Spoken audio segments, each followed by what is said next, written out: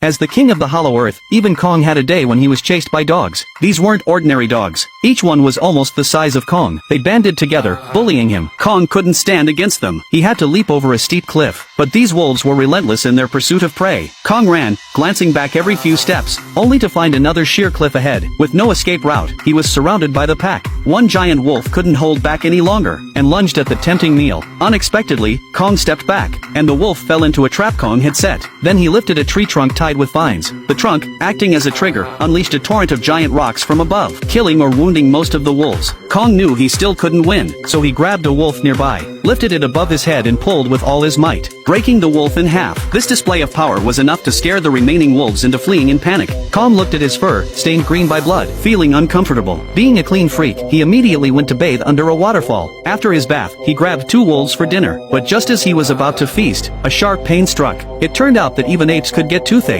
Just then, a lizard came to steal his food. In the Hollow Earth, Kong truly had it rough. If he wasn't being chased by wolves, his food was being stolen. Even when he had food, his toothache prevented him from eating it. Suddenly, Kong seemed to hear the roar of his kind. Excited, he rushed toward the sound. After searching around, he felt a bit disappointed. Kong had been in the Hollow Earth for many years, but the hope of finding companions was always slim. The people on the surface, monitoring Kong through surveillance, thought he was looking for other species to mate with. But soon after, a whirlpool appeared at the entrance connecting the Hollow Earth to the surface. A giant hand reached out from the hole, and Kong emerged once again onto the surface. While people were worried, they saw Kong lying on a small hill, howling with his mouth open, revealing a decayed tooth. Now people finally understood why Kong had come up. They injected tons of anesthesia into Kong, and called the town's best dentist. Using huge steel ropes, they tied around Kong's tooth, and activated all the engines of the transport plane. The tooth flew out instantly. When Kong woke up from the anesthesia, he found his canine tooth had been replaced with a 48K titanium alloy tooth. At this point, 8 launch devices emerged from the water, and Kong lazily got up, ready to go home. Humans launched an anti-gravity spaceship. As Kong jumped into the water, the spaceship followed. When everyone opened their eyes, the spaceship had arrived in the Hollow Earth. Kong couldn't wait to go home and enjoy his food.